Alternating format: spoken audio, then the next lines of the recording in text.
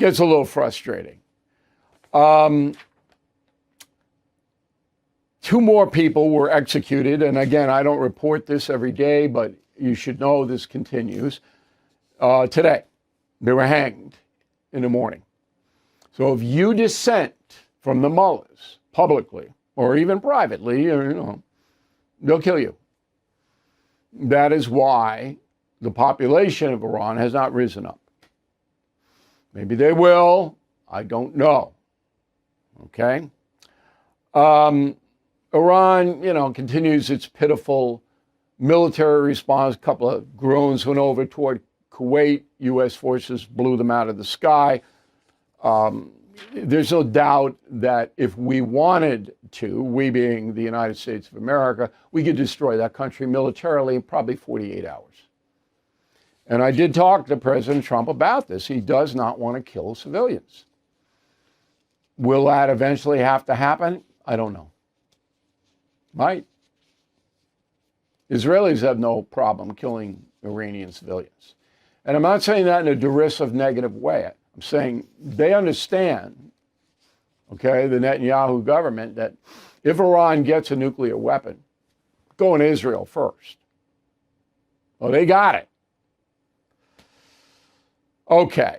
The problem now is, when are we here in America and the world going to get relief? Nobody knows.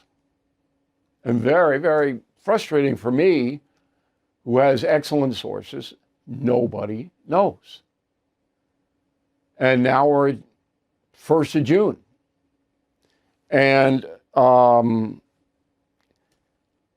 don't have any insight into a timeline. And nobody else does either. If they're spouting that on television, just turn it off. Now, there was a suggestion by President Trump that the United States would stop the federal gasoline tax. It's about 19 cents a gallon. And that would immediately bring down the cost of a gallon of gas. But no action has been taken on that. And the suggestion was made about 4 weeks ago. Congress has to approve it. The Democratic Party really doesn't want the situation solved before the midterm election. I can't imagine any Republican voting against that, but it's stalled for some reason. I'm working it, but it's not close to being brought up on the floor. It's a little frustrating to me. I think that we should have updates on this, because a 19-cent decline would help the American economy and the American consumer, obviously. The Democrats are not, I'm not saying that they are unpatriotic or subversive. I'm not saying that.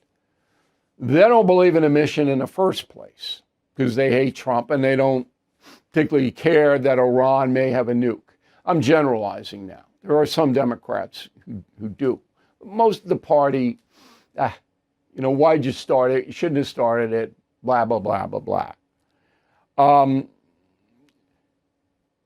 Chris Coons is a senator from Delaware, one of Joe Biden's buds, and he's on the Senate Foreign Relations Committee. Okay, so he's involved with this. Here's what he said yesterday. Go. Frankly, Iran is stronger than they were 90 days ago before this war, because they've used their cheap and lethal drones not just to close the Strait of Hormuz, but to attack our partners and allies in the region, harming oil and gas infrastructure, hitting our embassies and bases. And we need a stronger, better answer to Iran's ability to close the Strait of Hormuz at will. Yeah, what's that answer? These guys run around every show. What's the answer? What's your solution there, Senator? You don't have one. Democratic Party didn't have one. Iran's not stronger now than when this whole thing began. That's absurd. They haven't closed the Straits of Hormuz. Any American warship wants to get through there can get through there. And if the warships escort tankers, as they have been, particularly for China, tanker will get through. 13 casualties on the American side. So this is all a bunch of garbage.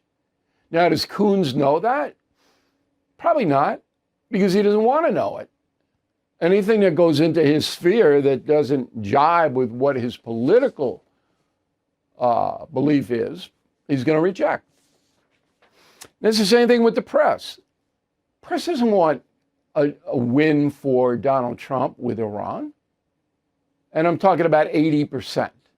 You know, Fox News does, Newsmax does. There's a few. Washington Post does. Not Washington Post, Wall Street Journal. Sorry, Wall Street Journal. I don't want to lump you in there. But all liberal newspapers and TV, they don't want Trump to win this.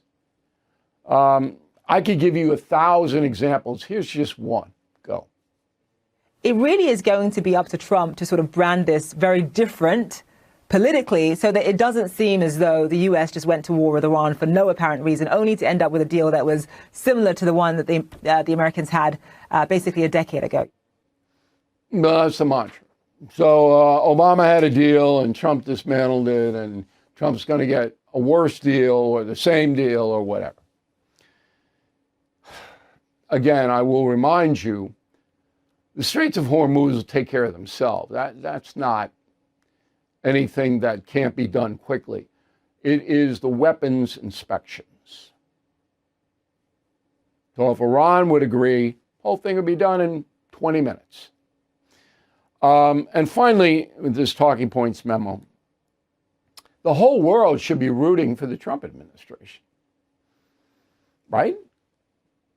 You want a terrorist state, a state that supports Hamas and Hezbollah and the Houthis and that killed American soldiers and built bombs and hangs their own people and destroys whatever it wants to destroy. You want that country to have access to a nuclear weapon? That's what you want?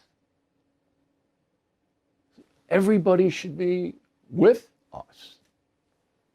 And that's the memo.